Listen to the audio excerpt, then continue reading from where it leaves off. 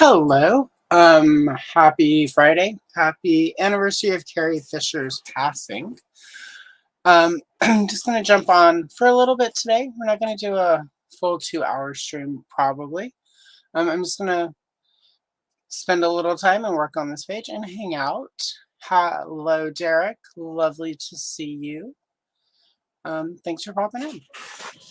Yep. So yeah, today is the day 8 years ago where Carrie Fisher passed. And I try to mark the day every day. This is the second year I've had a YouTube channel, so it's the second year that we mark it with coloring a Leia page. This is taken from one of the Canadian coloring books from 1977. Scanned it, cleaned it up a little, printed it, and I'm going to use the Starjoy 72 color pencil sets. Just because that was what was handy as I was getting ready, and I realized not been using these as much as I wanted to, because I quite enjoy them. So, and hello, thank you for popping in. Lovely to see you. So yeah, I'm just gonna sort of start. Like I said, this isn't probably going to be a full 2 hour stream like I would normally do. It is still the holidays. And while I am working on videos for January and one that will drop next Monday, I'm going to take a little downtime today after the stream and watch some movies and just chill. Maybe watch Star Wars. It's a good day for it. So yeah, I'm just going to work on this page and babble. And I will try to keep up on chat. Some of the new setup that I've been waiting on so I can follow track better of this new setting for live streams will be arriving over the next 2 or 3 days. So hopefully by Sunday morning for the live stream, I will have that set up. And yeah, so some of the new equipment that will be for my new studio once we finish the remodel, some of that will arrive. So I'm going to go ahead and sort of set that up just for now.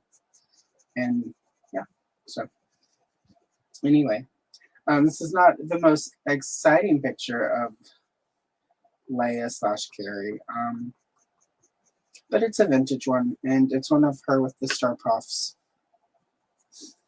And this is a pretty iconic, from if you were around for the original Star Wars, a lot of the original sort of merchandise and the books and stuff that came out around the first movie had this particular picture. So don't know how iconic it is for people who grew up in the VHS age of Star Wars, but for those of us who were in the theaters for the first go around and bought various books and magazines and the trading card and stuff, this picture came up a lot. So and this is of course right before she delivers, well, it's this publicity still from the set, but it's from the scene where she delivers the "too short for a stormtrooper" line. So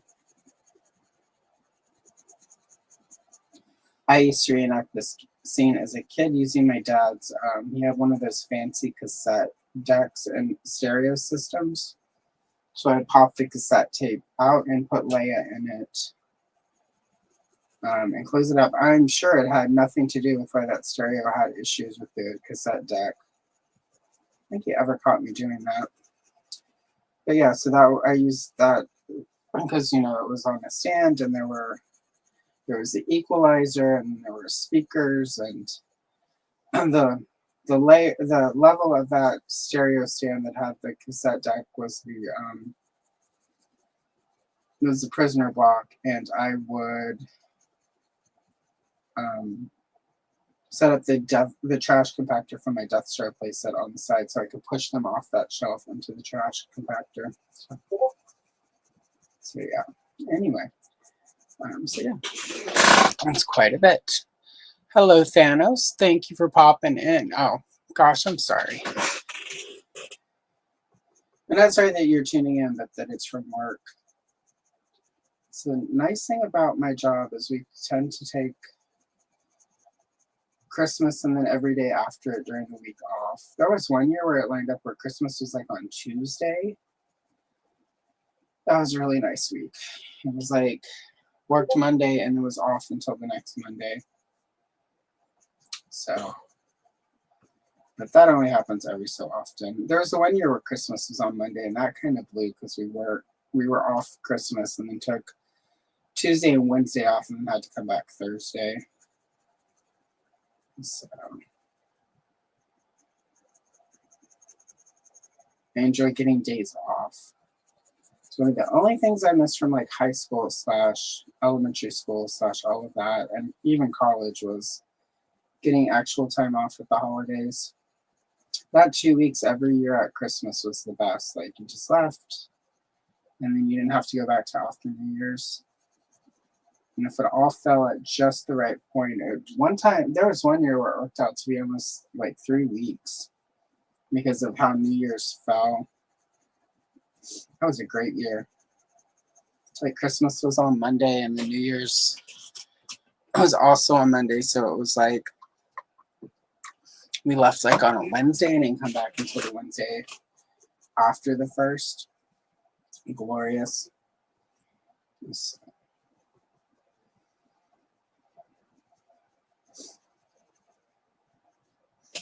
So we've done the very exciting side panel here of the little cell.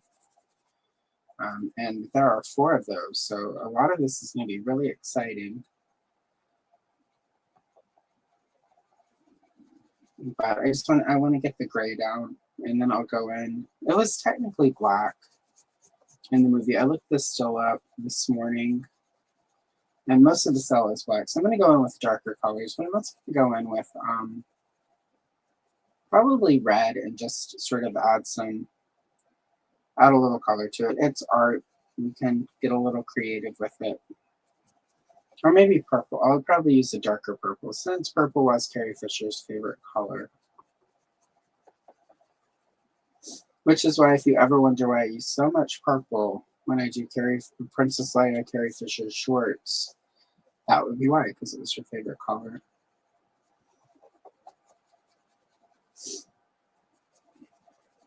It's often, if you ever wonder why I use a purple heart anytime I reply to a comment, it's because Carrie Fisher liked purple. I used to do the 5 hearts for May the Force be with you, but it's a lot of hearts. So, and sometimes if you do that to the wrong man on the internet, he thinks you're in love with him, and then you can't get rid of him. So 100% do not recommend.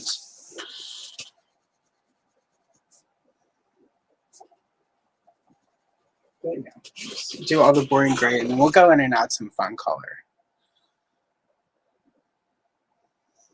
Woot! Congrats. Hello, Rolando. Thank you for popping in. I hope you're having a good holiday. I don't think I've seen you around in chats or anything from before the holiday, so I hope you had a great Christmas.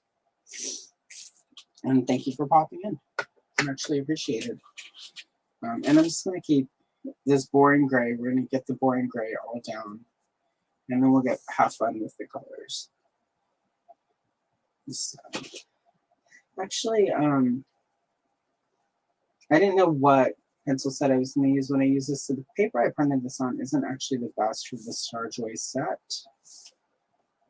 This one works really well with Prismacolors, but like I said, I wanted to play with the set a bit more.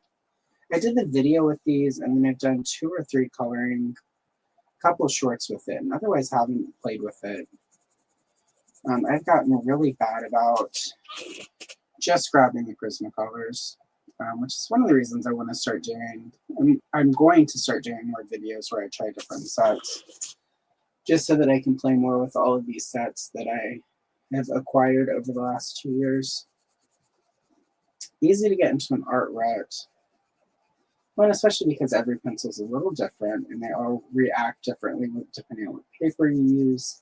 It's just really, especially if I'm filming shorts, you can get a nice flow going, and using the same set of pencils on the same paper, you kind of can get into the zone. So yeah, laziness, but also convenience, but also just the enjoyment of it. A lot of me doing this is because I have fun doing it, and so yeah. So I don't know if that actually qualifies as a rut or laziness, just the fact that I like to lean into having fun making all the coloring videos. I don't have to think a lot for those. When I do like the Imperial Troop Transport, I had to research it, I had to double check it, I had to cite my sources, so those aren't as easy to throw together as just tape some paper down, set the camera up, and start coloring. So I like doing all the videos, don't get me wrong, but there is something to be said for just turning the camera on and setting it up and just coloring. So no matter what videos pop off or how badly a coloring video may or may not do, there will always be coloring on the channel.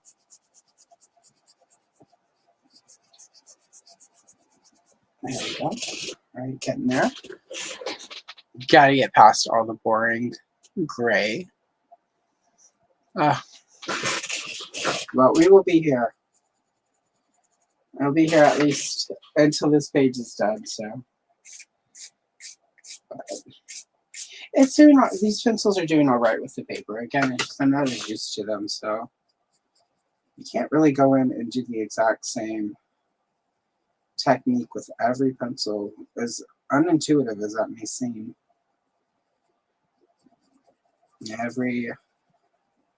Every art supply is a little different. So I also have a little bit of a cold still, so I apologize for the extra sniffly, mucusy sounds that may happen. Not as bad as it was yesterday.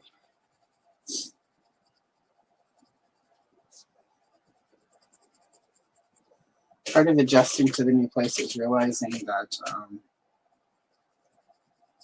the heater here doesn't reach the same way the heater did. So there have been a couple mornings where I've woken up a little too cold because we're not in a tiny ass apartment anymore. And so probably more of a cold this year than I would normally get for that reason. But I'll know for next year.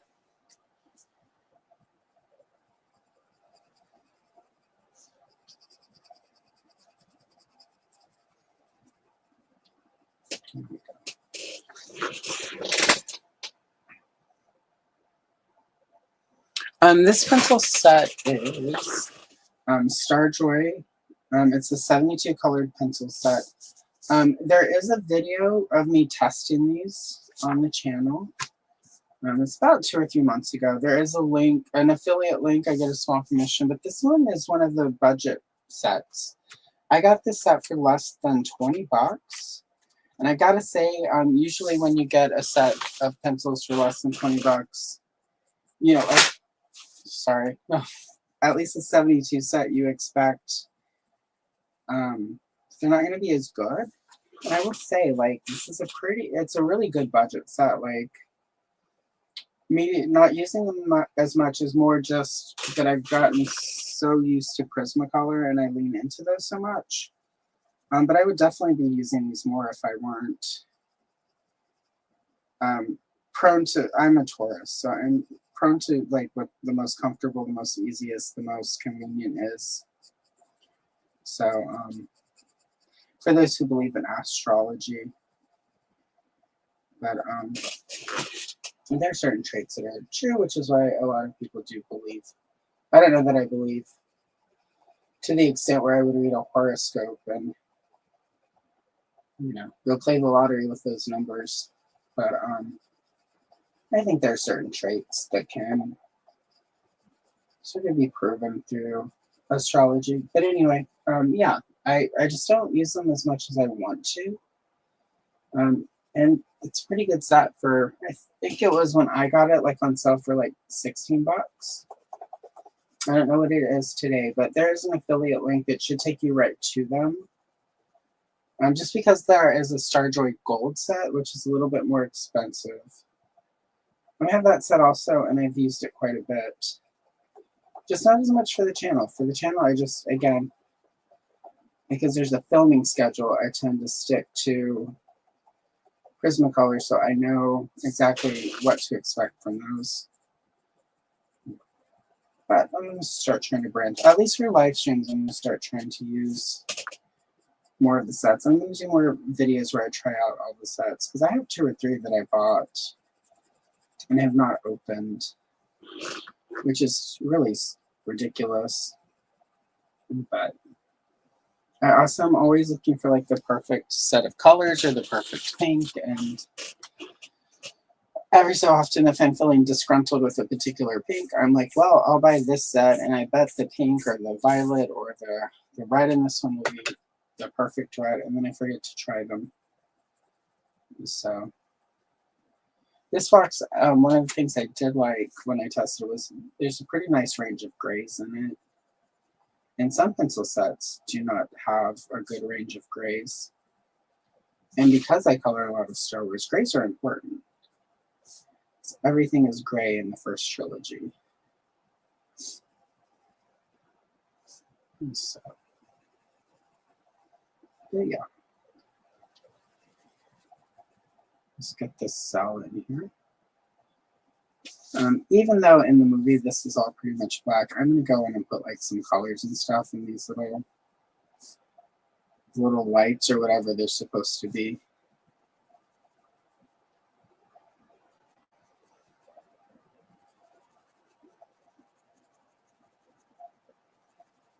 So that'll be one way to bring in a little bit more color, because she is also in a white dress. Again, I was just like, let me...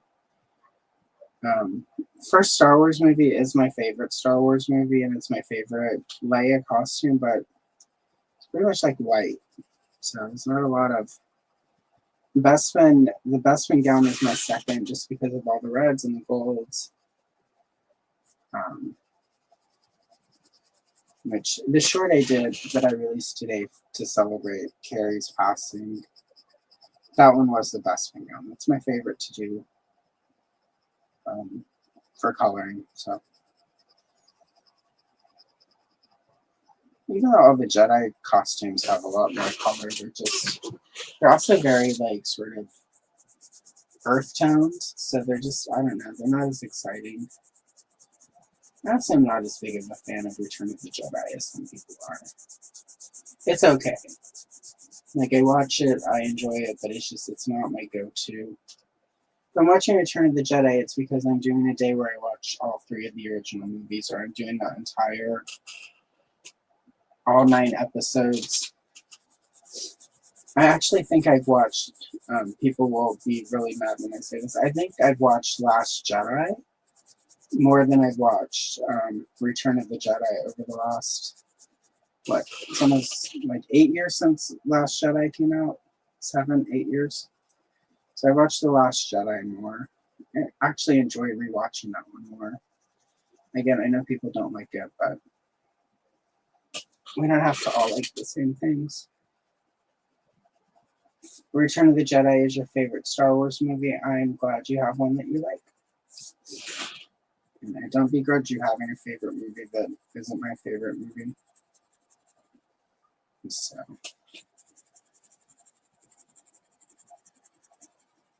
it's okay that we don't all like the same stuff.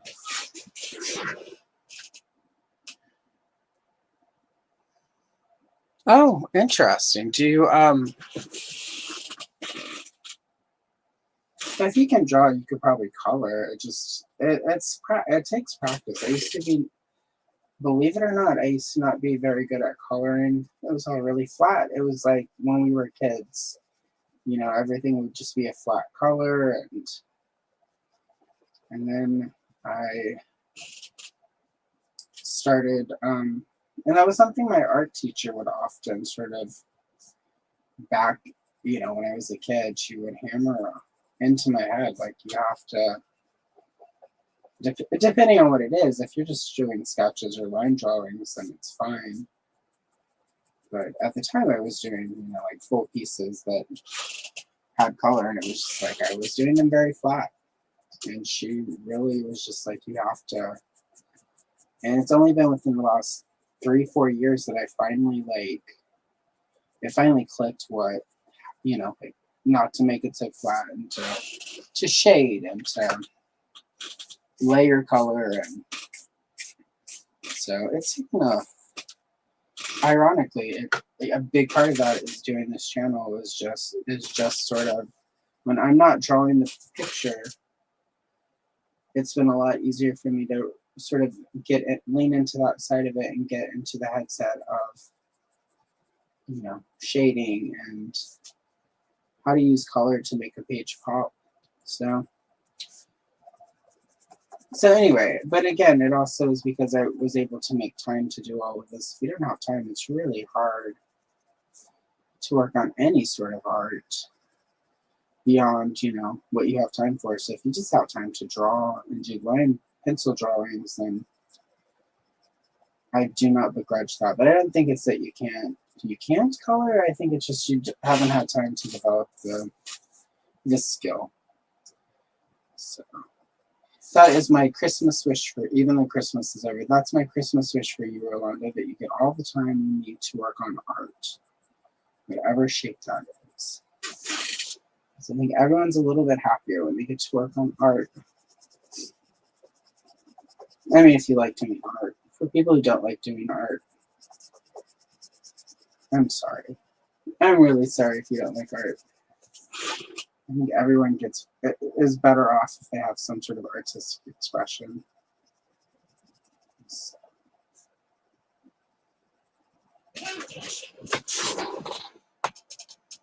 Hello, Cassie. My Christmas was really good. How was your Christmas?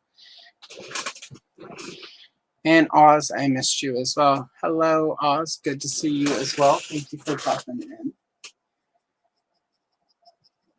As mentioned before you got here, Oz, and for Cassie and for everyone else, I'm just going to do this page today. So we may not be here the full 2 hours I would normally do on a Friday. I'm going to watch, I think I've talked myself into going to watch Star Wars after this is done. And then wait for FedEx to deliver some of the Christmas stuff I ordered. And that's a bunch of the stuff I ordered for Matt for Christmas was delayed. So, and he's not in the room. So I got him, because The Big Lebowski is his favorite movie. So I got him the new, there's a new recent 4K Ultimate Edition with a bunch of extras. And apparently Fisher Price did a Little People Big Lebowski set, so I got him that. I usually get him really practical stuff, but this year I'm like, I'm going to get you toys and fun stuff. And I had ordered them a few weeks ago, the Ultimate Watchmen collection from DC, because he really likes the Watchmen. He's been watching the show and all of the adaptions, so I'm like, but he's never read the comics, so I'm like, I'm going to get you the full thing. And then I got, is it Jada Toys that's doing The Simpsons? But I ordered, technically it's a house present, but I got the Simpsons living room and the set of the Simpsons figures. They're 2.5-inch sets for us to put in the living room. And after all I'm not going to put any toys in our living room. I kind of caved a little, but it's just the Simpsons, so that's the kind of toys that normal people that aren't collectors have in their house. But so those will be getting here this afternoon sometime. So yeah, so I'm gonna, and then of course Carrie Fisher would approve of taking an afternoon to enjoy the mental health of it all. So. But yeah, so it's going to be a good day. It's been a good morning, so. I am in the process of planning some fun stuff for the channel in 2025. And nothing I can quite announce publicly yet because there's still a bunch of moving pieces, but I've got some fun stuff. It is She-Ra's 40th anniversary next year. So I've got a couple different ideas on how to celebrate 40 years of She-Ra, which I think will be fun. And stuff that I've wanted to do on the channel for a really long time anyway. So anyway, that's a long way of saying there will be She-Ra coloring content, but also other She-Ra content, because I'm really excited about the prospect of 40 years of She-Ra. Hopefully Mattel is as excited as I am and gives us more than just 2 or 3 figures. I want the full Monty. Oh no, that's not good.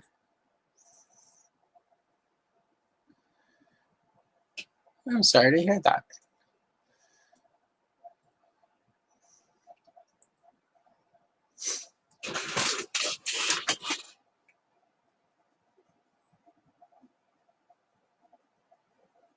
Go in before I start adding color. I'm just going to go in with the darker gray and do a little shading here.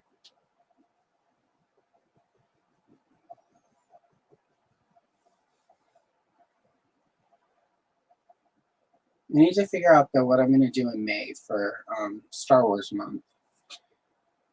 So, I mean, I kind of do Star Wars stuff all the time anyway, but it feels like it would be a fun year to do extra special Star Wars stuff.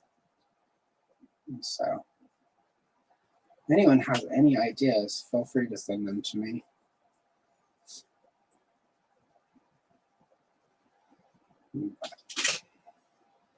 I do have a friend who, she's wanting to launch her own Star Wars channel.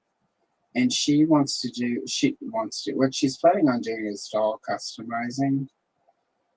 So she and I have chatted about having her make some of the unproduced outfits for the 12-inch Leia that Kenner wanted to do but never did. So if that happens, we're going to do some collab videos about that. So that will be exciting because that's something that I've been wanting to do for myself. But the last time I tried to sew, as you can see, messed my finger up. So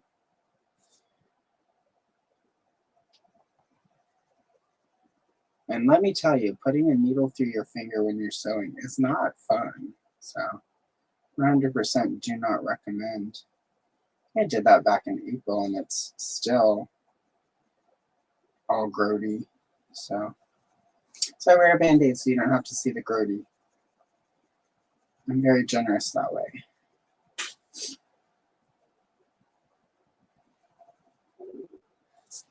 All right, there we go. Got some darkness over in the corner there. Set that aside because I'm not done with that, but I want to go in with dark purple and add a little purple over here. It's a good deep purple, like the band. But I think this is the one I'm going to use sort of to bring some color into the scene. And to honor Carrie with her favorite color.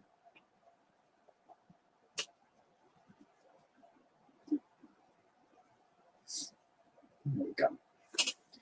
Yeah, I think that's going to look pretty good. So I think this is the look I'm going to go for the page. I'm going with this dark one and do some more shading and then come over it with this dark purple.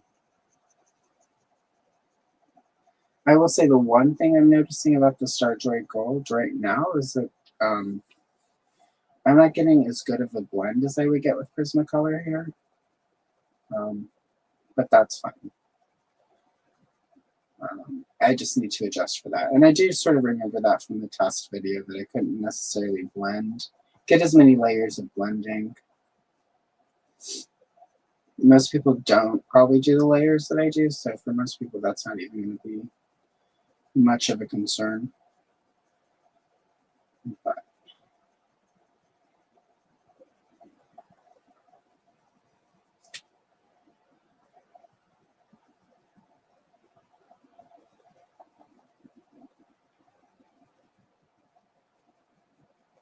But with grace, just adding the color on top of it will work. Not like I'm trying to create sort of particular colors with the blend. Just want sort of a light effect. There we are.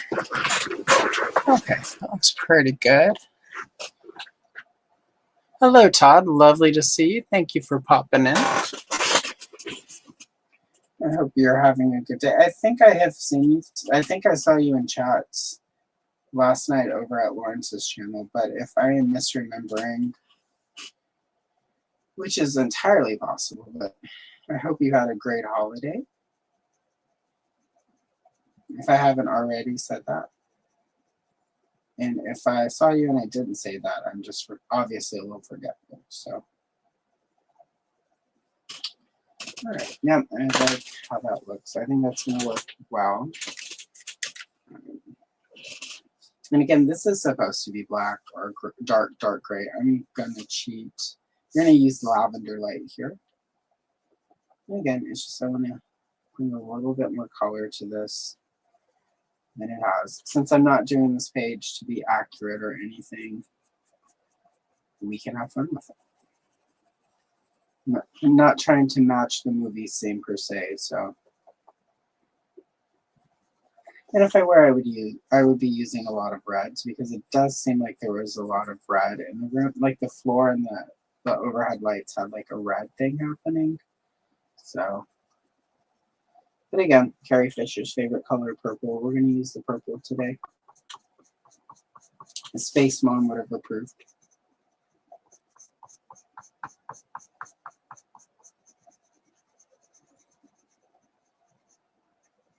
Yeah, some of the issue I was having with the blend is some of it is this particular paper, so I'll try out later the other papers that I use. I have like 3 or 4 different ones that I like, and I'm going to assume that it's just that this one is probably a little too toothy for these to play well with. So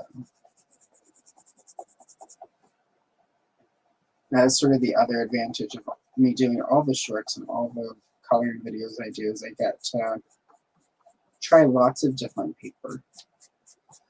And if one doesn't work, it's fine. I just try another one for the next video.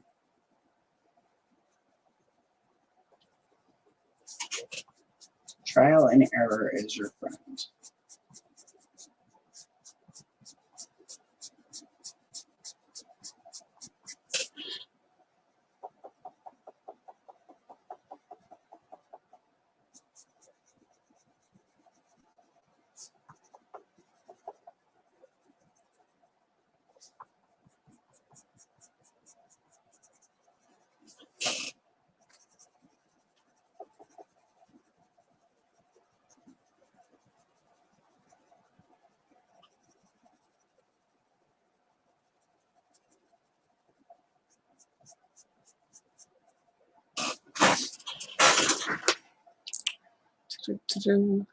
Hello, Alex. Thank you for popping in. Greatly appreciate it.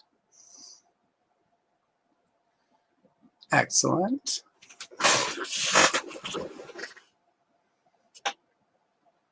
We all know Alex is having a good day.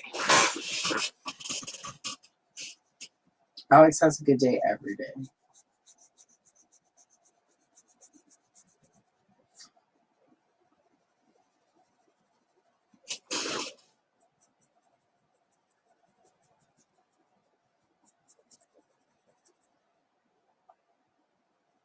So one of the fun things about this particular coloring book, well, one, there are 4, and they were available only in Canada.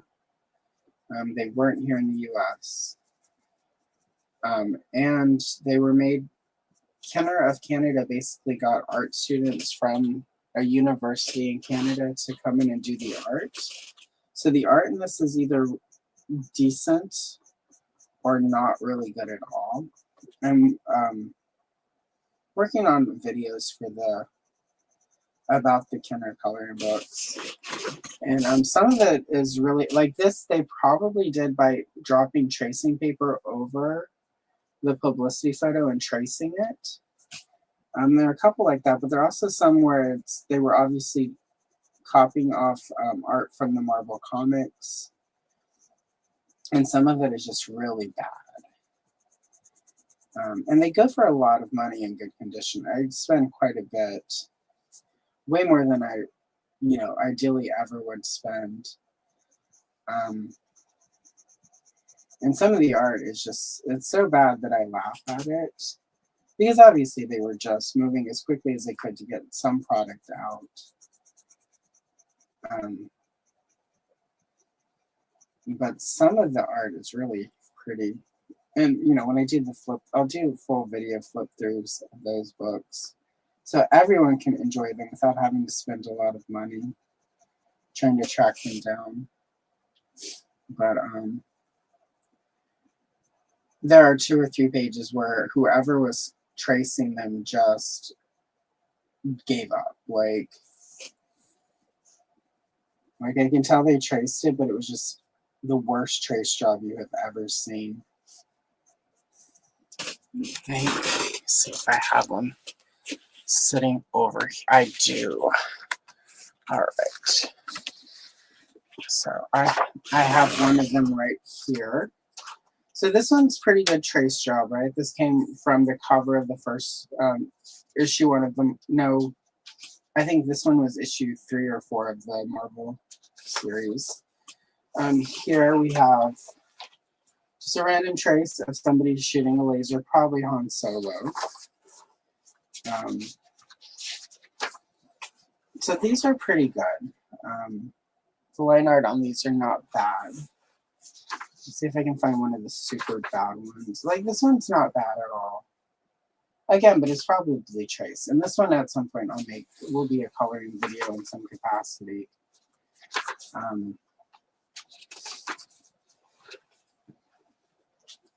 I mean, like this one's not bad, but this one obviously is also, I think, a trace job. I think most of these are trace jobs. Let me see if, and then of course you have these which are done from the prototype of the power droid and the prototype of R5-D4. Like this one is probably traced, but this one's good. I actually have a color and chill video of that one because I thought it was fun art to work with. Like this one of Greedo is pretty. Here we go. This is one of the really bad ones, and this again is traced from Marvel art. Like this is from the issue 1 cover, and it's just really badly traced. We have a drunken walrus man, blue snaggletooth, which again, let's see. Like this would have Leia, it looks like they traced it from her card art, but they stuck a gun in her hand. Oh wait, I don't know if I can say that on YouTube. Anyway, I'm not monetized that way yet, so. But here we have, and this again is from a panel of the Marvel Comics. One of the reasons the video for these is taking so long is I'm trying to find all the source panels to copy them up. This one is really good though, because whoever traced this one didn't even use a ruler. Like this is a line I would draw freehanded. So, so yeah, that's. I mean, it's part of it is just trying to get it. This one is also obviously traced, and apparently when they were tracing, they missed part of the shoulder here, so like the head is a little off. So, but yeah, so. Oh, and then we have a prototype Death Star droid with a gun. So this one this is a pretty good. I've done a couple videos with this page. Like it's pretty decent art. So some of it's really good, some of it not so. Now we've got big. Again, this one looks traced just by and again, they had a really short deadline for those, so I can't totally begrudge them, but if I didn't do the thing, sort of the work I do with trying to preserve the books and make them more easily accessible, I would be probably a lot more disappointed with some of the bad art in that book. And a lot of them also have duplicated pages, so so yeah. Like, if you're looking to pick those up, my 100% recommend is only if you absolutely are into collecting that.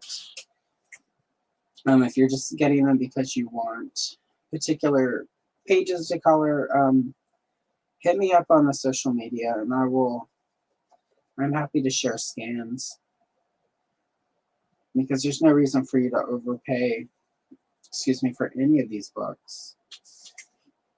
And just to have, art to color from them when the art is not that great for some of them.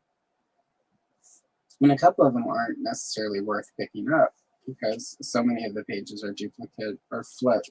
Yeah, and some of the pages, like this one is in 2 or 3 books, and in one of them they flipped it so she's on this side.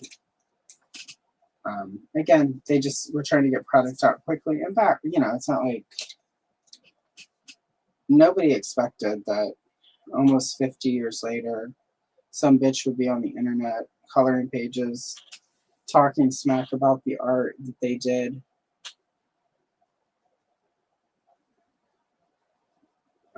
So, no shame at all to the artists. They got paid, so I would say if you were a college student in Canada in the late 70s and a toy company threw money your way to do some art quickly, and they obviously didn't have a huge,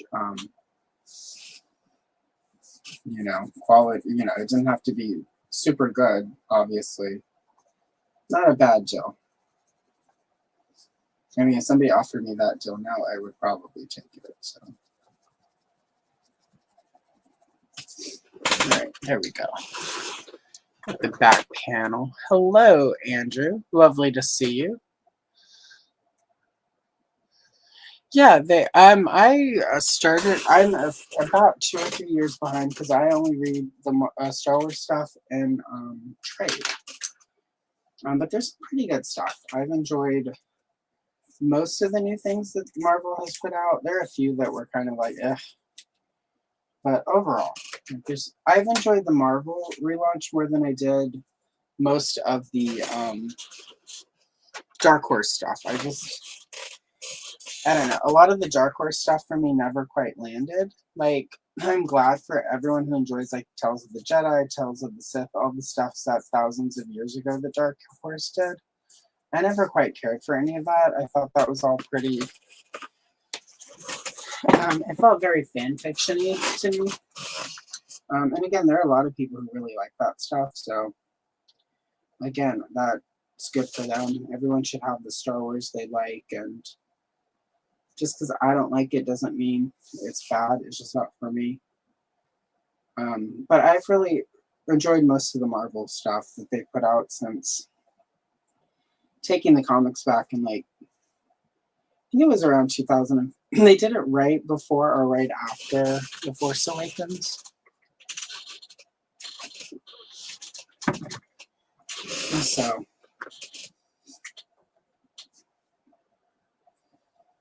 there's been some good stuff. There's been some not great stuff, but there also been a few, like Dr. Aphra gets cited a lot as, sort of something good to come out of it. And I'll agree, like, she's a character I quite enjoyed. She's had a few solo series, too, that were pretty good. So, for me, it's been a lot. There's been way more good to come out of the Marvel series than what came out of the Dark Horse years. And again, no shade toward Dark Horse. It just wasn't necessarily my cup of tea. I think it helps, too, that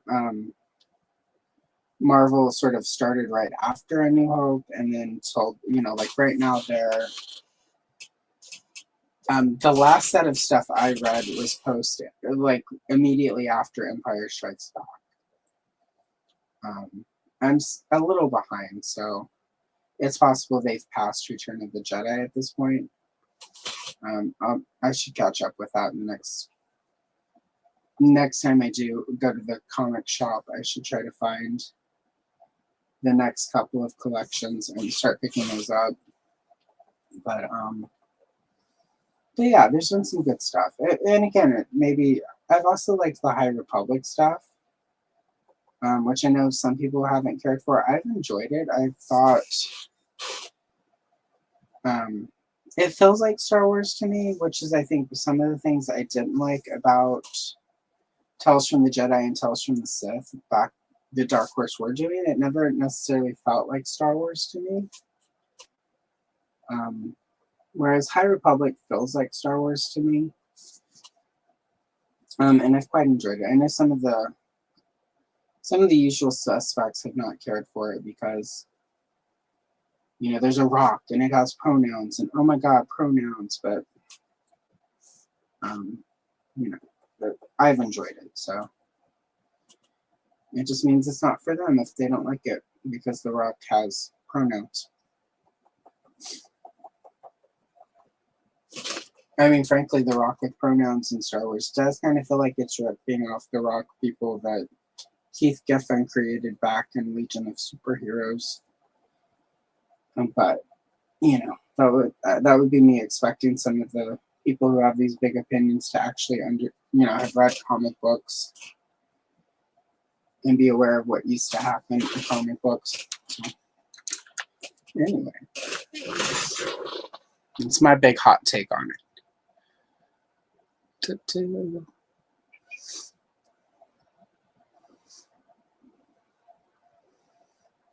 Oh wait, I'm behind, so.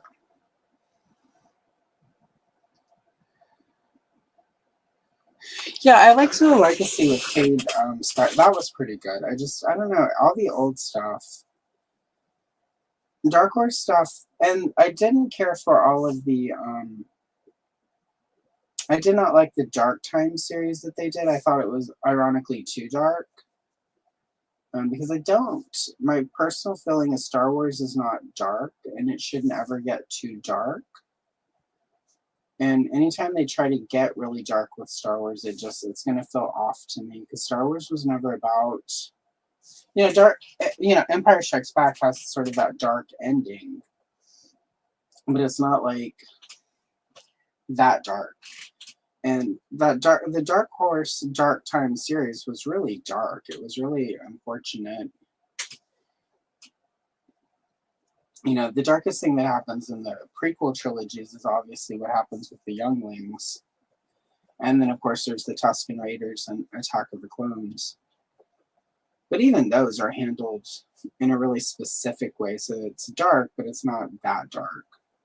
And there's just some stuff that Dark Horse did in the Dark Times series and some of the other corresponding titles coming out around that time that just didn't quite feel like it fit into the tone of Star Wars. And I say that, and there are probably people who love that, and that's their favorite Star Wars, and good for them. I love that for you. Like, everyone, whatever your favorite Star Wars is, that gets to be your favorite Star Wars, and I'm not going to begrudge it to you. Joy and happiness is very rare in this world, and if there's a particular story that you like that give you that, then hey, enjoy it. It's just, don't get mad at me if I don't like it or if it's not my cup of tea. It's not my cup of blue milk, if you will. So, yeah, I'm liking how the purple is working. So I'm just gonna keep with this darker gray and just save all the white of the dress and then the skin tone and the hair for the very end.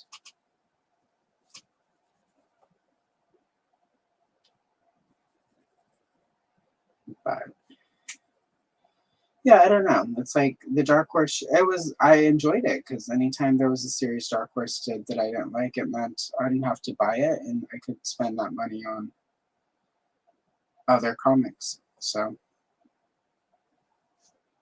I think the only time I got really sort of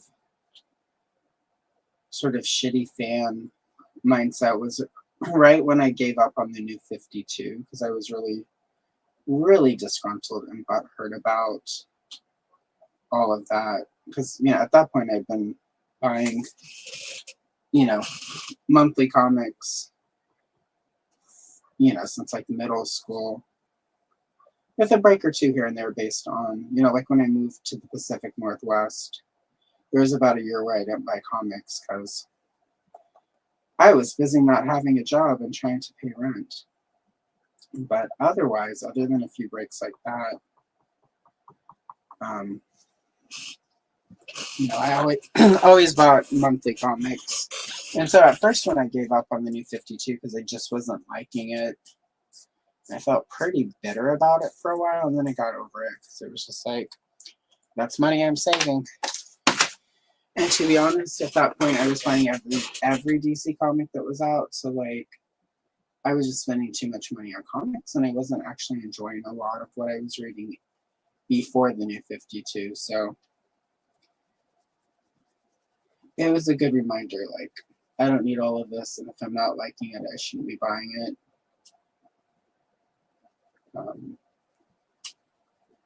So now I pick up Wonder Woman and trade. And Teen Titan, I'm pretty behind on Titans, but I'll get there. And the nice thing about trades is they exist forever in some capacity.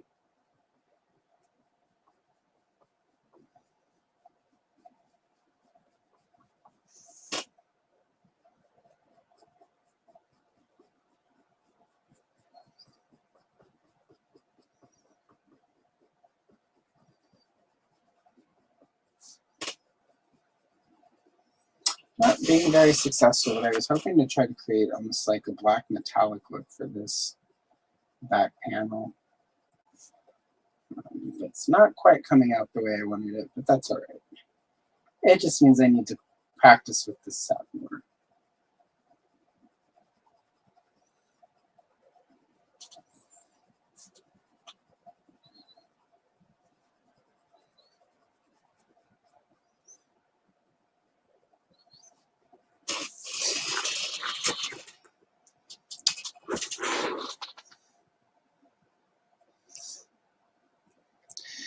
Yeah, I go back and forth with the whole concept of, I think for me, part of, and this is going to be, part of when I'm unhappy with sort of Disney Star Wars, it has not to do with the reasons why other people are unhappy with it.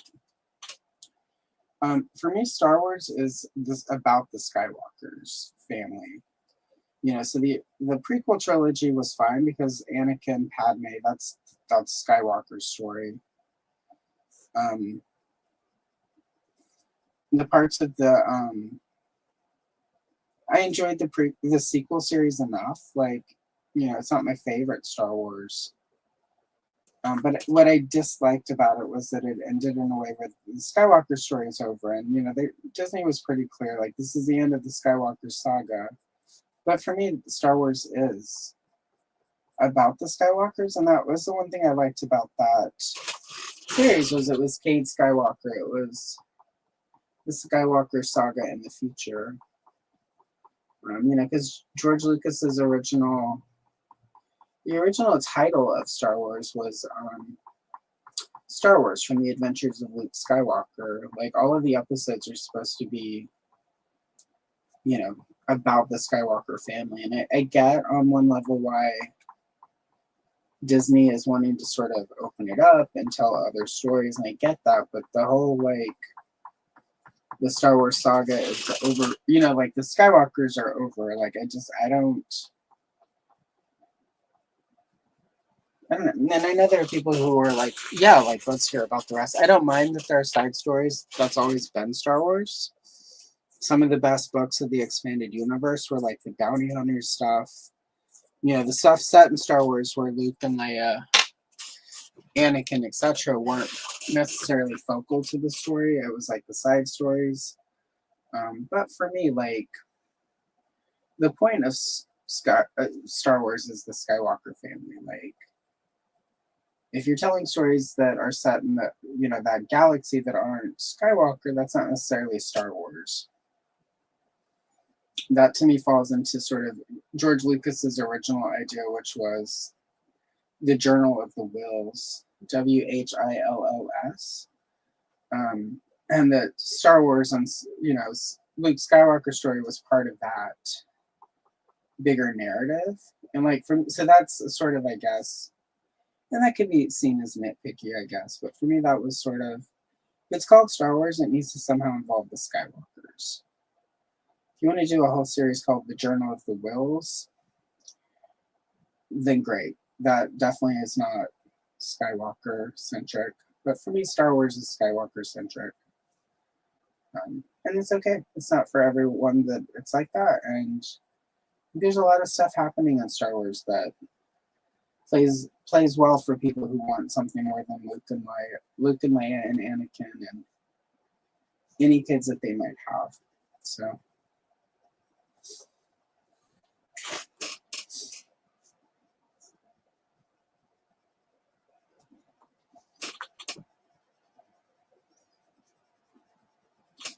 Oh, I have a cat at my door.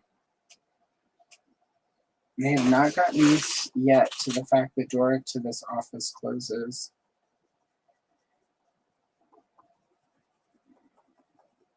Once we have the new studio set up, there's going to be a cat door, so there may be cat violence in the background again. But for now, because the temporary office is too small for them to bounce around. All right, back wall complete.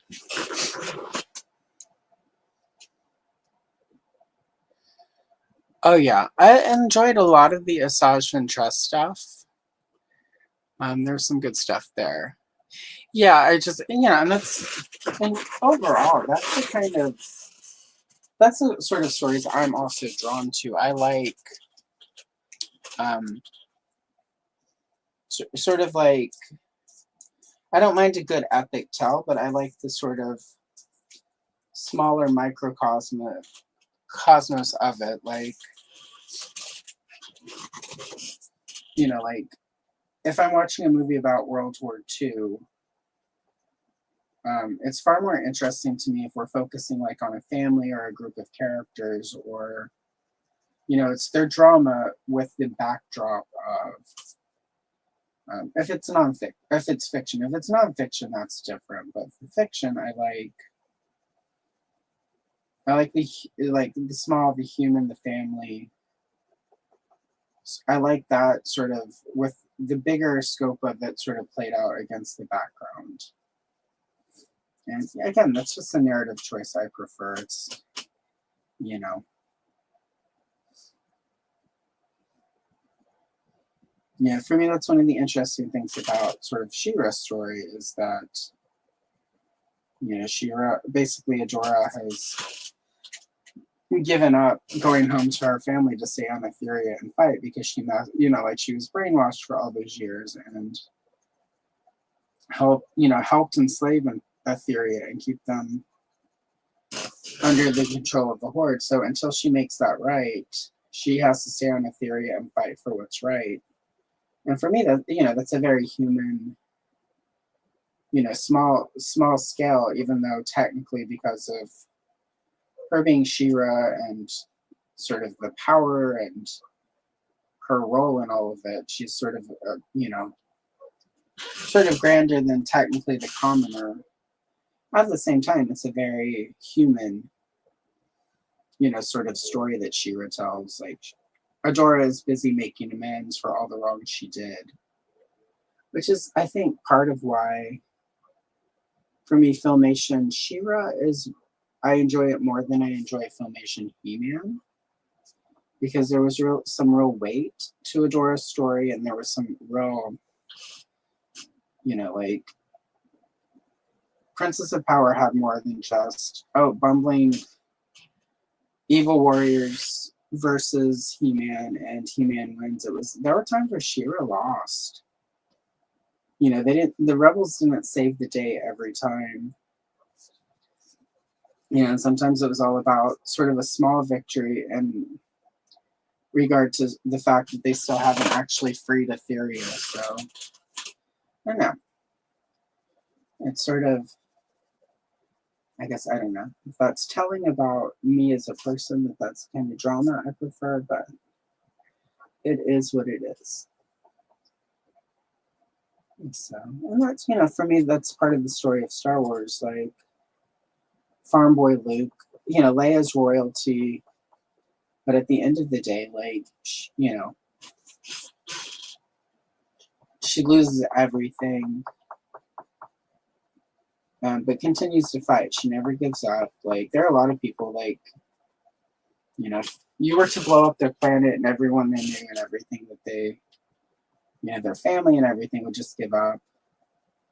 Whereas Leia just kept fighting on for what was right. And like, it's a, you know, for me, it's a really powerful sort of archetype. And as cool as the bounty hunters are, like, I don't necessarily find a lot of the backstory that has been crafted for some of the bounty hunters to be as sort of iconic or archetypical in that same way. For me, Boba Fett was always better when he was a mystery. The more history you give Boba Fett, for me, the less exciting he is as a character. And that could just be sort of based on the toy side of it. But for me, Boba Fett is really exciting when you get to make up everything about Boba Fett. Sort of once his dad is Jango Fett, and he's sort of a clone that wasn't given, you know, who wasn't rapidly aged, and sort of all of that. It just, he loses his mystique, which for me as a kid was what I liked about Boba Fett. We didn't know who he was. You can make out all of that. And I don't know. For me, some stuff is better unknown and to live in your imagination. And I feel like Boba Fett, for me, is one of those. And there are other people who love all the lore and all the background and all the history he was given. But for me, Boba Fett always is going to be better when we don't know who the heck he is, what a Mandalorian is. Even though I have enjoyed a lot of sort of the Mandalorian TV show, like, there's been some really good lore there. To a degree, I still prefer when we had no clue what a Mandalorian was and we got to make up whatever we thought it was. So, and since I believe in headcanon, I can still have that Star Wars. So,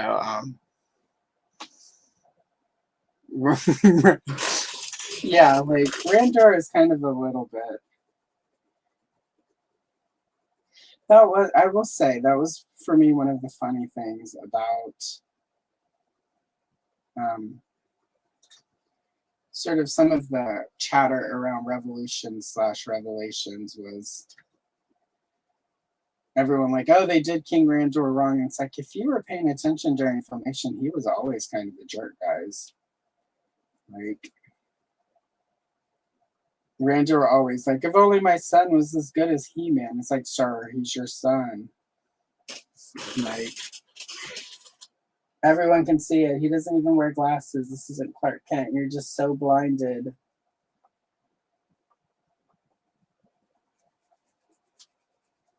But yeah, Randor is low-key kind of a jerk. Throughout, even in the mini comics before, you know, like those early mini comics where he was an old man, he's kind of a jerk.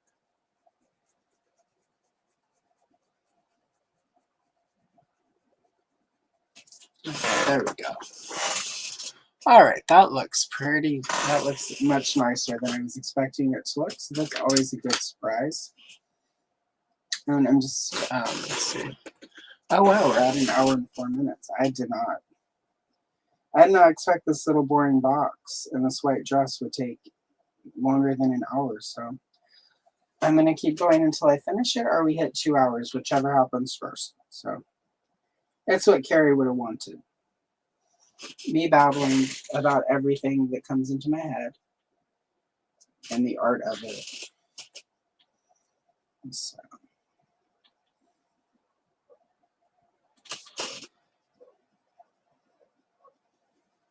I need to sharpen those. Well, hello. The world is good. Thanks for popping in. Also, great job last night on with Lawrence. It was a fun time. And if you are wondering what talking about, Same Time Toys was on Thursdays with a Friend last night with Lawrence. So check it out. It's a great conversation. Yep, exactly. Yeah, it was a good time. He really, well, those are the best ones I find with Lawrence, is when, you know, the people on it open up and actually share real stuff, and not any shade at people who go on there and don't do that, but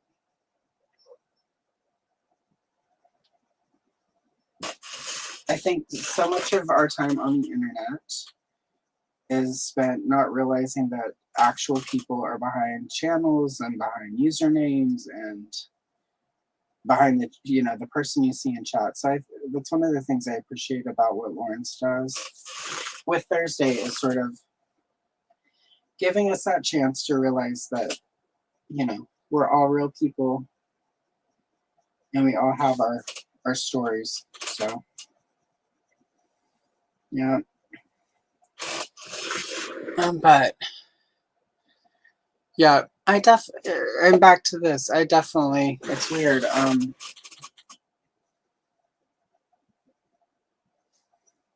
Carrie Fisher was just one in a million.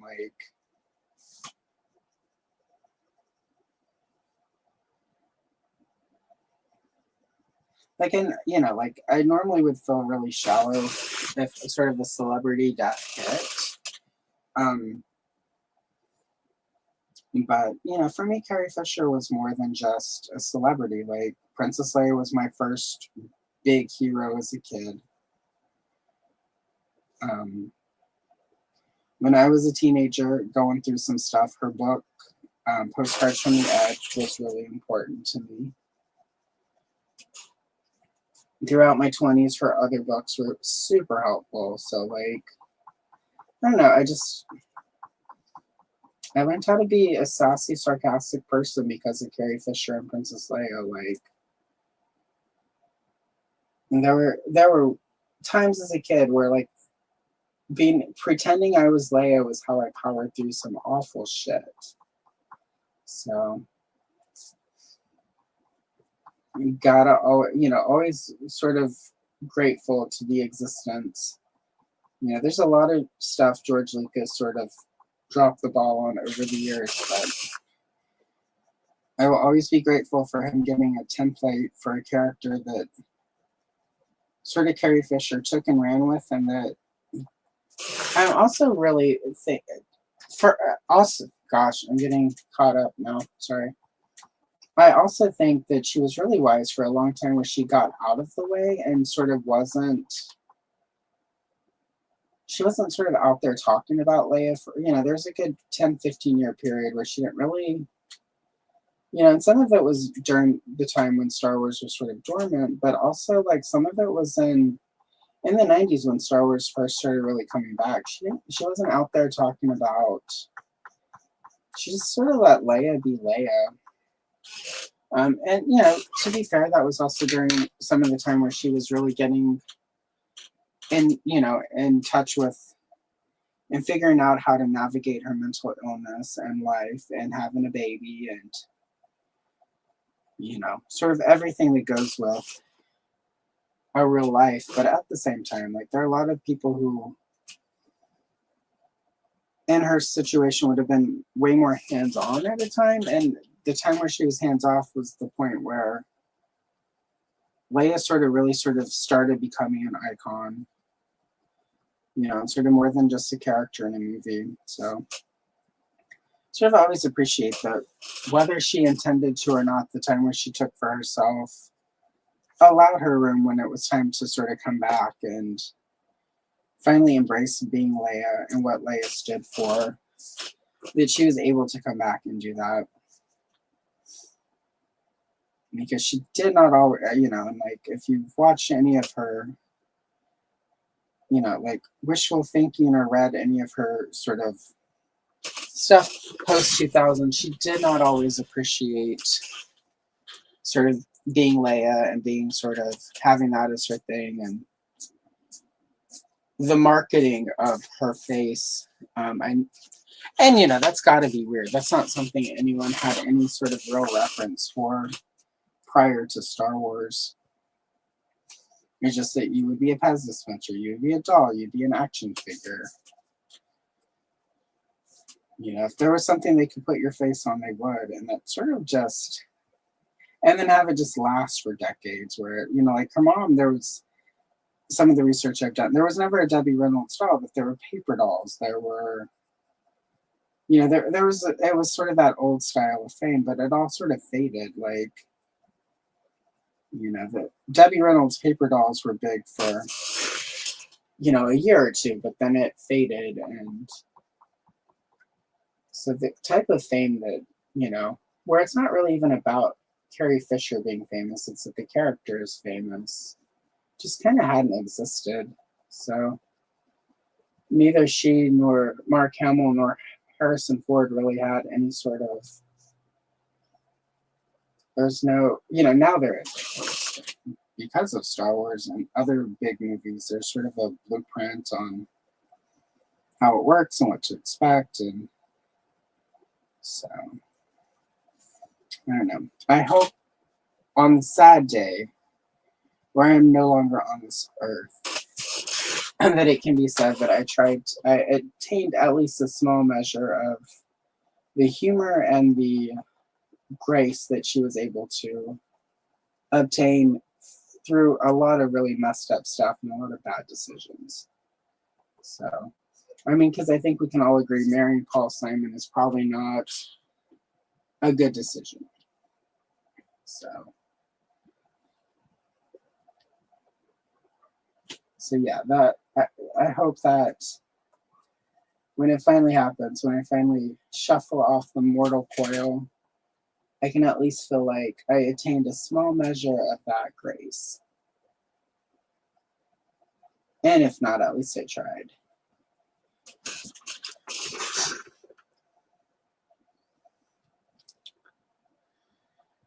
Yeah, and that's what's cool about sort of the 90s, is because there was a really long time. I remember on the playground in the 70s, just anytime you know, because I wanted to be Leia, and people just did not care for her. Remember post Jedi, like playing Return of the Jedi on the playground, and people would be like, all right, well, now we're going to chain you to Jabba the Hutt in a bikini, and you just sit over here while we go play. So, you know, there are a lot of fans who don't remember those dark times as far as it all went. So, on the one hand, I'm glad that she has sort of had the character and Carrie Fisher herself have had sort of a resurgence, but there was a time where it was just, you know, I guess what's the saying, boys will be boys or whatever. But and I think for a big part of what happened with Carrie Fisher when she sort of was able to embrace it, was whenever people were bringing their daughters, whenever women were coming to her, when various oppressed people, you know, people in minorities and stuff would come to her and tell her how much Leia meant to them and how Leia had given them strength. Like, I think that's when she realized it. You know. Oh yes, and it's funny. I did not care for Ahsoka at first either. And some of that was just like you know, Lucasfilm, George Lucas, you know, for a really long time, really was like Star Wars is for kids, and there have been a few times where he's over compensated for that mindset. Like, I really think Ahsoka in the first 1.5 season of Clone Wars, she was way too much of a kid. So much so that it, for me, took away. It was whenever they found that balance between Ahsoka being sort of youthful and naive, without being just an annoying, you know, like she was sort of, for me, started like Cousin Oliver and the Brady Bunch. And at some point, like, they found the correct framing for the character where I liked her. I was like, okay, she's cool. But it was about halfway through the second season.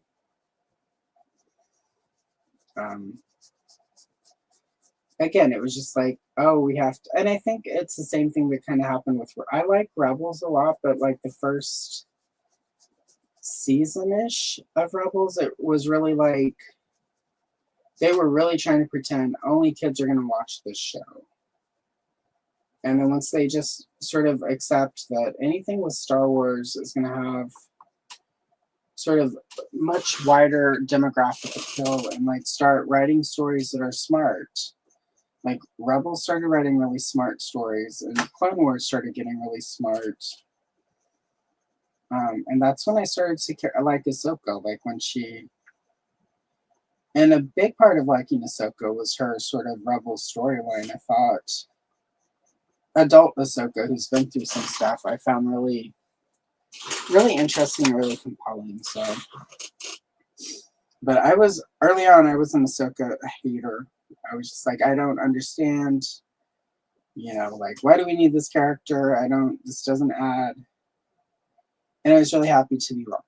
I was really happy when I can look back now and be like, man, I was just being a bitch about Ahsoka. So, I mean, I'm sure there's still some people who hate the character, but that's fine. They just don't have to watch it. They can rewatch whatever Star Wars they like. It's all on DVD and Disney Plus. Or no, wait, Blu-ray. It's all on Blu-ray. I need to get Star Wars on Blu-ray. I keep wanting to upgrade and then keep thinking, no, I've got Star Wars at home. So, I mean, because I have it on VHS. I've got the DVD sets that have the last ones that they released that had the original theatrical versions without the special edition stuff. So like it's really hard to like sort of bring myself to do upgrade. And I've got Blu-rays of Rogue One and The Force Awakens. I've not yet bought The Last Jedi or Rise of Skywalker or Solo. And that's not because I didn't care for them or whatever. It's just around the time those came out was the time where suddenly buying physical media just became less of a priority for me. Like I went from buying physical media all the time to trying to think the last time I bought the Big Lebowski set that I just bought for Matt is I think the first physical media I bought this year. So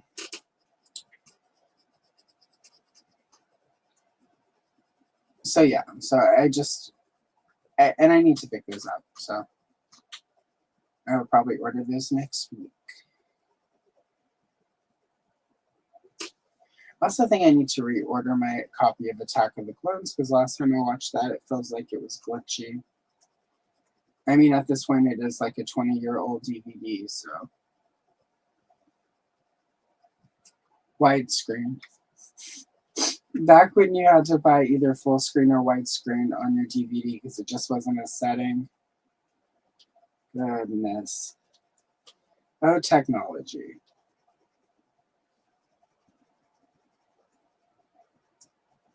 Get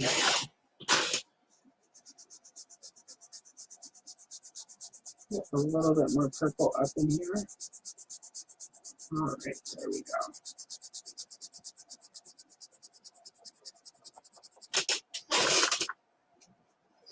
Again, this is not a film accurate color scheme. And that's okay. This is a Carrie Fisher Loved Purple color scheme. All right. Okay, so for this, I'm going to do those as if they're little lights. I don't know if she had lights installed, but we're going to pretend she did. Some yellow right there. Going with some orange just around the edges. It'll help give it more of a look. It's light, but it's an imperial light, so it's a little mean looking. All right. Let's see. All right, so now I need to do this background here. Little space. Let's see what I got.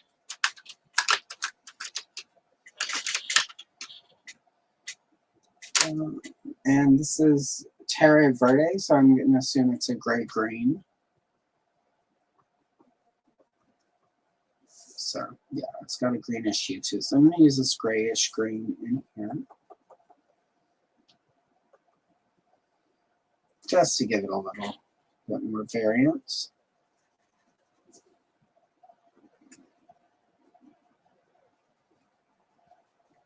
So I don't know what it's supposed to be, if it's just a panel or if this is how they get food into the cell or what. So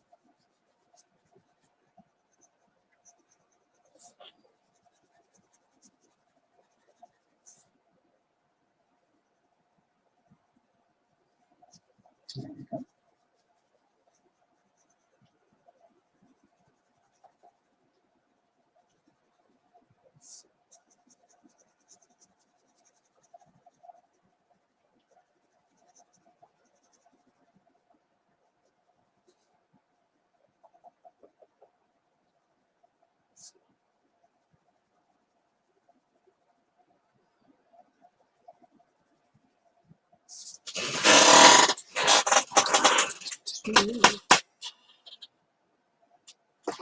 Okay, and this is called Purple Lake, so I'm going to go in with the Purple Lake over the green gray.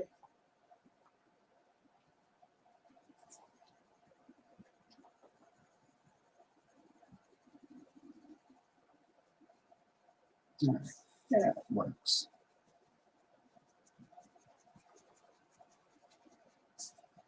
I'm going to do the whole thing because, again, I don't quite know what this is supposed to be other than it's space, and stuff in space is different.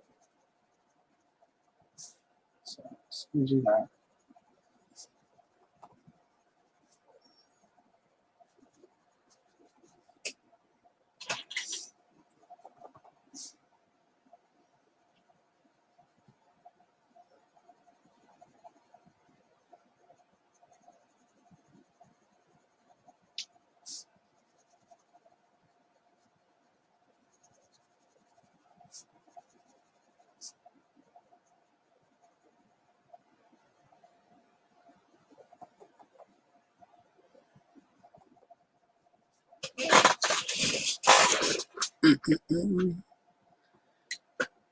Hello, lovely to see you. Welcome, Rhea.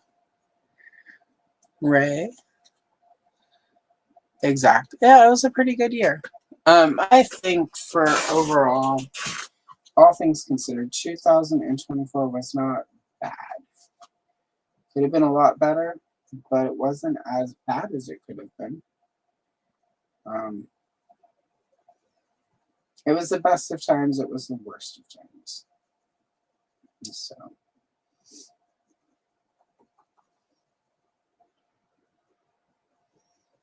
I mean, it's a really bad time to be a CEO of a corporation, I will say that. But otherwise, I think it's been pretty good. And so I do not feel envy for CEOs right now. Poor guys. They're going through some stuff. But otherwise, I think not the worst year. I mean, this time next year we may all feel different, but that's okay.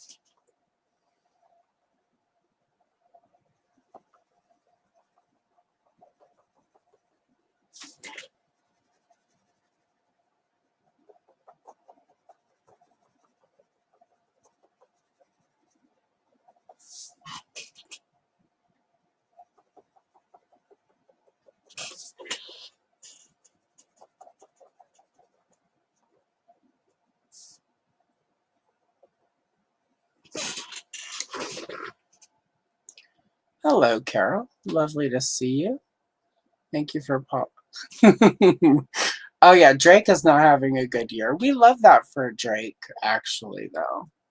Yeah, we love that for both of them. It's nice. It is nice to see when terrible people have the year they've deserved. So yeah, there are a few people who did not have a good year, but that's okay.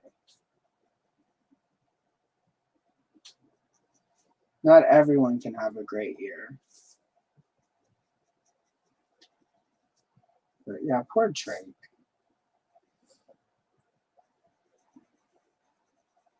Don't we all feel bad for Drake? I will say my friend, her parents live by Moby. And we all know how much I love Moby. And she was visiting them for the holidays recently. And when she was leaving to go home, she drove by and Moby was apparently outside. Um,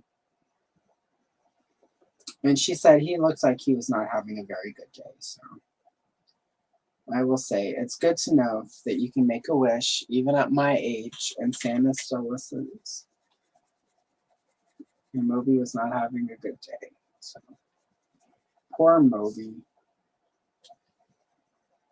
Poor little rascal.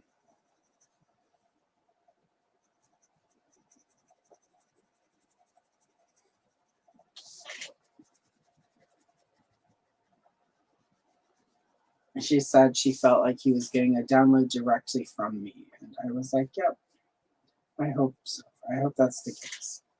I hope he could feel it all the way in California.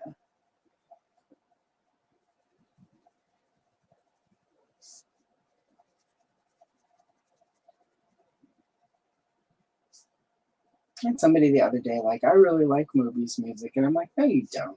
Nobody really likes Moby's music. It's not making up stuff to be a contrarian. I think if there's one thing we can we can all agree on is that Moby is the worst.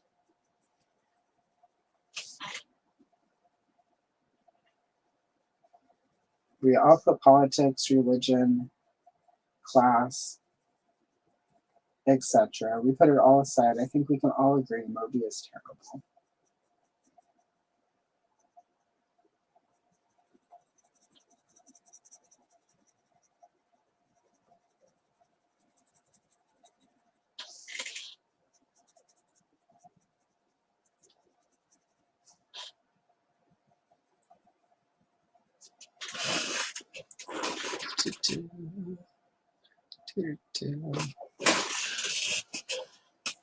Oh, wow, an hour. We're at an hour and 28 minutes.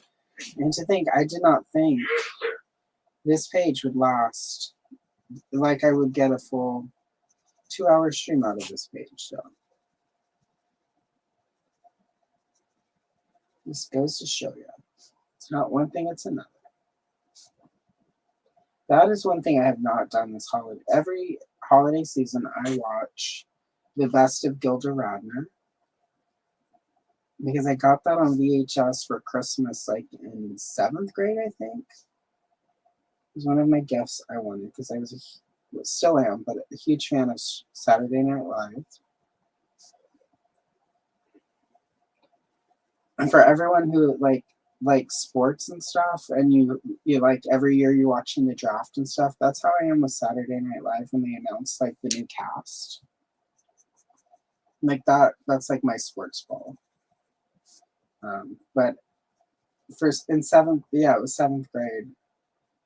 My mom bought me the VHS of the best of Gilda Radner.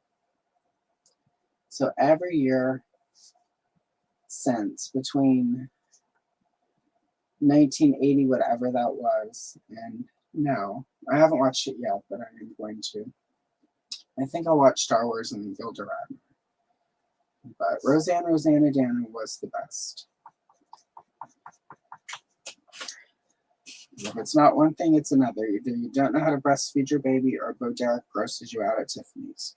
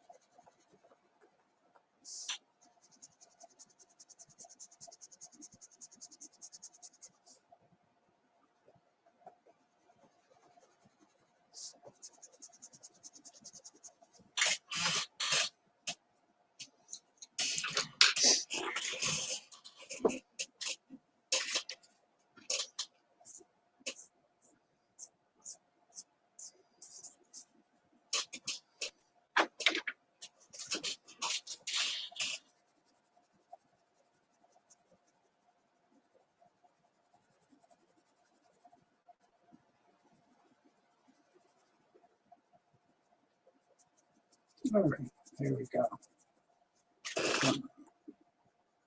And again, I'm not sure what this panel is supposed to be. I don't ever remember any expanded universe stories about what was or wasn't in the cells. So let's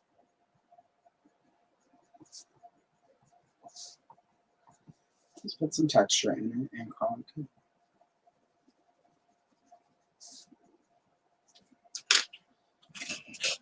All right, so now I'm gonna do, make it sort of angry red. I'm gonna use, it's called grenadine, but it's like a sort of like a hot pink. So we use some grenadine to make these sort of angry lights in the imperial cell. But also because they're sort of pink, it'll sort of match the purple thing I'm trying to do here.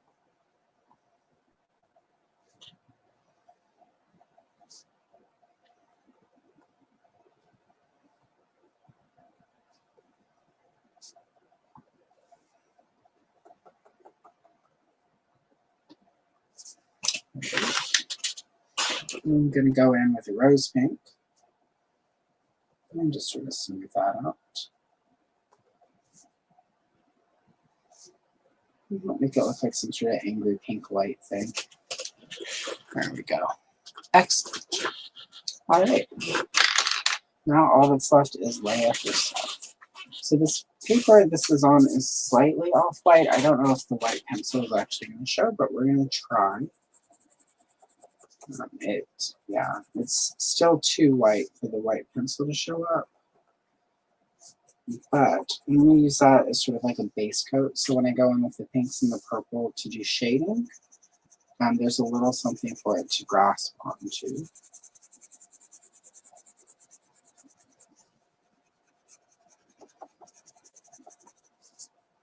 And it's actually not, it doesn't show up on camera, but this is sort of off-white enough once it gets on the paper that I can see it.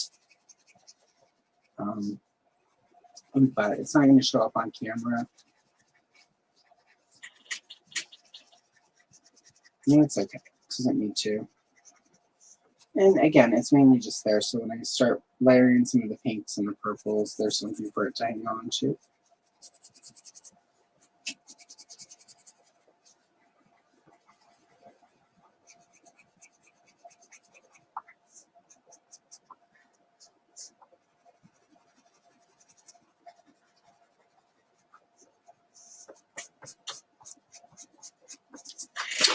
Okay, that's that.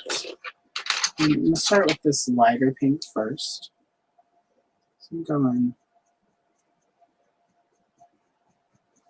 and sort of put it in sort of where the folds would be, which is normally sort of where the light would be caught.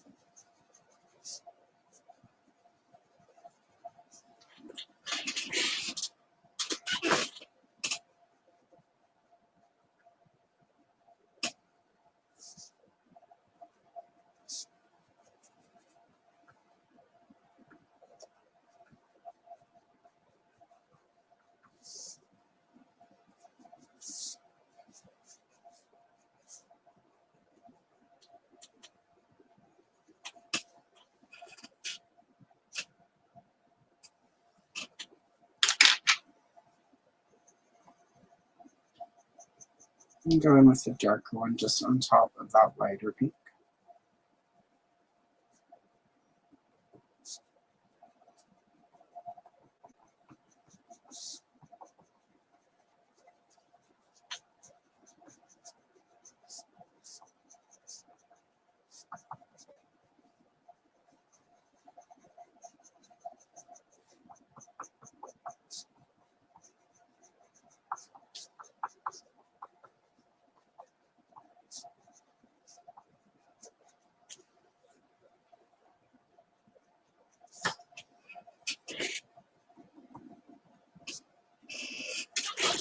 All right, there we go. Back to the white, just to sort of smooth it out a little.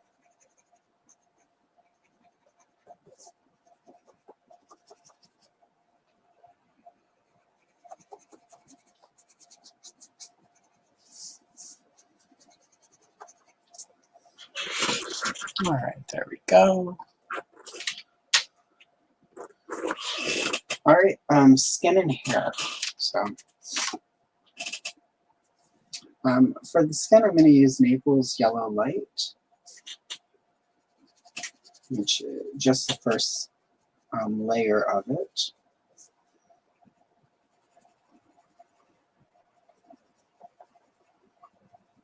It's sort of like when I do Prismacolor, this is really close to sort of the eggshell Prismacolor color that I use.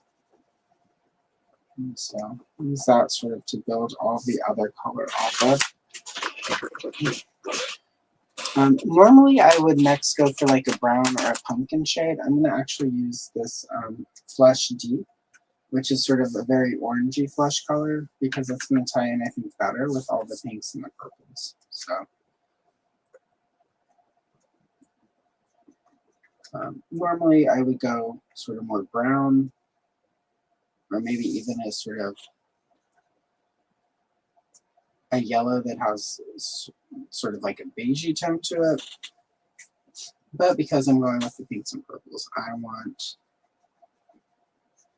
sort of more of a salmony orangey color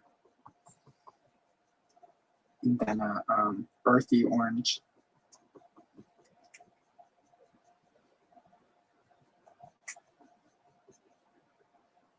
I will say Carrie Fisher would have been really happy if she had actually had this sort of cheekbone action in the movie, because the hairstyle would have worked a little better. The main reason she always hated the star puffs, which is what you call those, is because they made her, she had, her full face at the time, because she still had baby fat, but her full face at the time, she thought the hairstyle made it look super fat. Which, looking back, her face it doesn't. But again, like, we all have these things about our appearance, about our face that we hate, and that was just her thing. But she would have quite enjoyed, I think, that they gave her that severe of a cheekbone right there.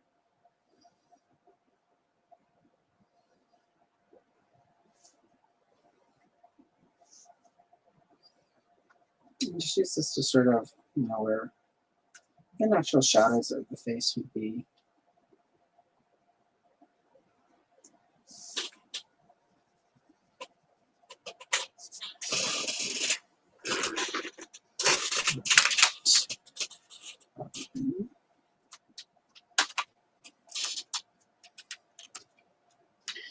Next, I'm going to use, it's called Skin Yellow. Again, it's a very orangey sort of shade.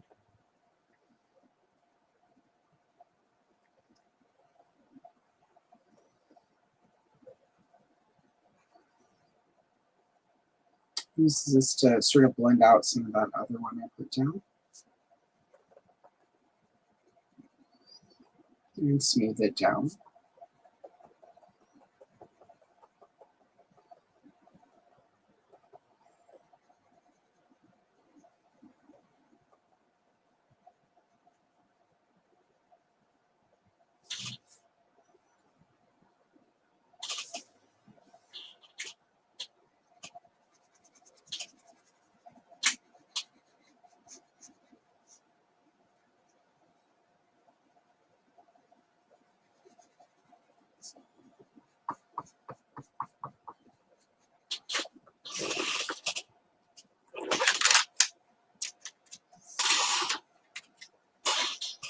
All right, red ochre next. I'm going to use that for the lip.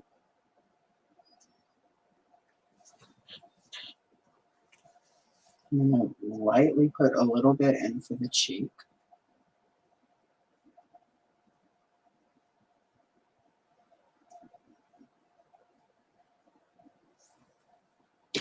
I'm going to come back in with this pink for the rest of the cheek.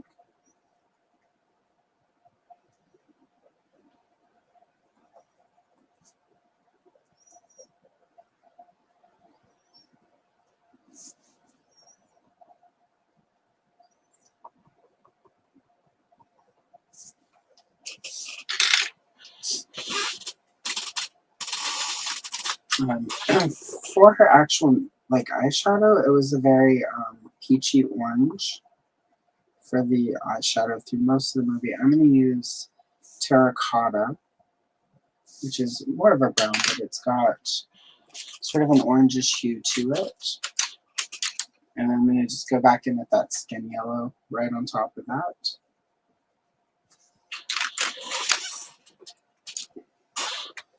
And now I'm going to use walnut brown, which is pretty dark brown, to go in and do her eyes. Let me use that to for the eyebrow as well. There we go.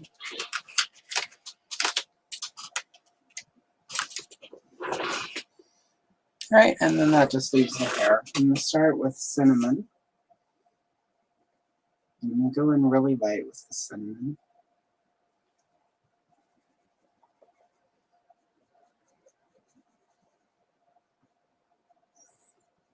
In a few places I'll go darker just to sort of start creating hair strands.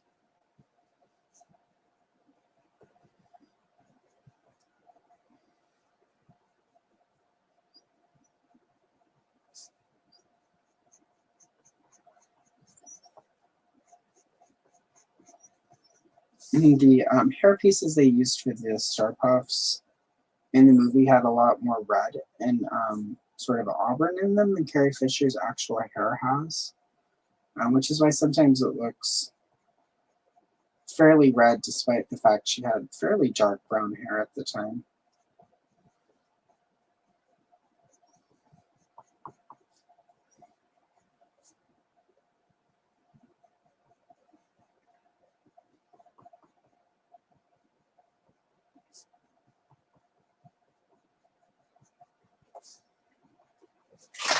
All right.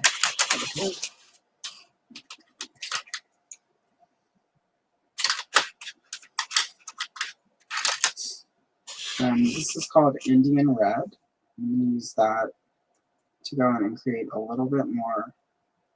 And this is going to look super red right now, but once I get in with the darker brown, it won't be quite so reddish.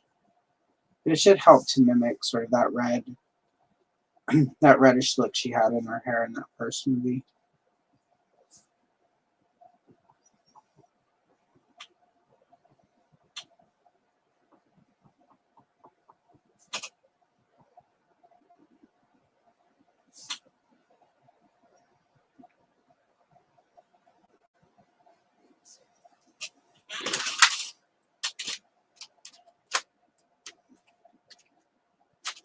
Right, and then this is sepia. Again, it's sort of a dark brown.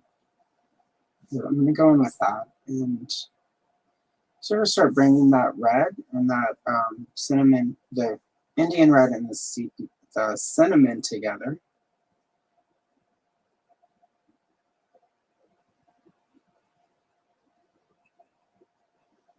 And some of the strands I did will be lost at this point, but some of them should still stand out. So.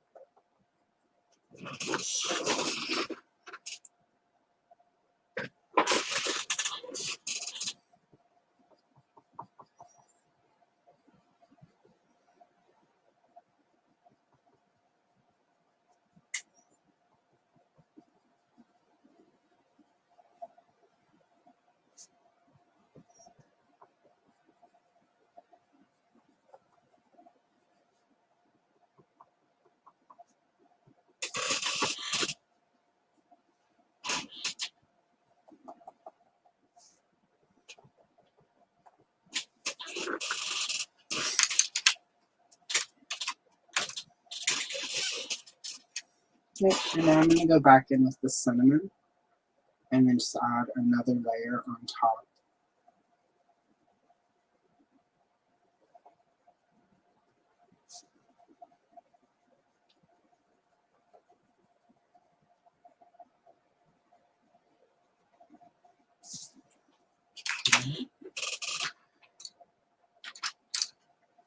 I'm now going to use that darker pink. Sort of lightly. Sort of where I think the light would reflect off of her hair. Just put a little bit in there.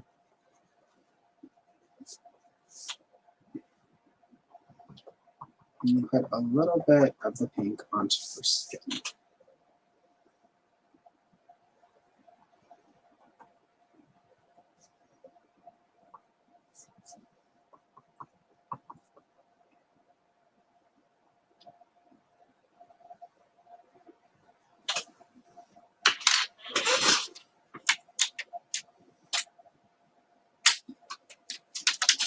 And now just for last touch, I'm going to go back in with the Naples yellow light.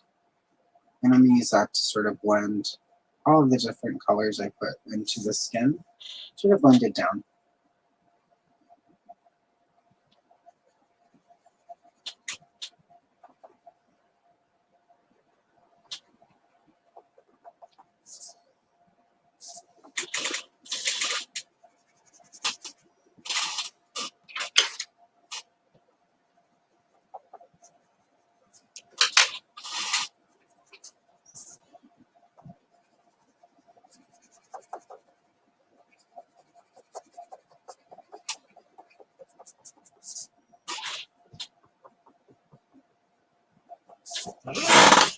All right, and that's that. It is done. So, came out pretty good, all things considered. Again, it's not necessarily the best coloring page to work with, but I think it came out pretty good, actually. Happy with that. Get everything put up really quick.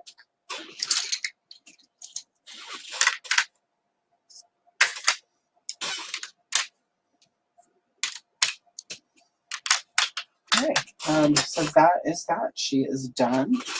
I'm gonna go ahead and wrap up. It's about 10 minutes earlier than normal. That's fine. I didn't expect this page would take that long. So let's see. Thank you for hanging out with me today to celebrate Carrie Fisher, and so I could just babble on freeform about her and Star Wars and everything else.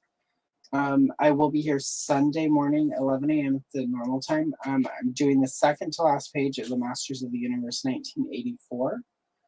If you remember, my goal in 2024 was to finish the book, and if I can get a page done tomorrow, and then the live stream on Sunday, I'll actually be finished before the 1st. So that'll be pretty exciting. I think it's gonna happen.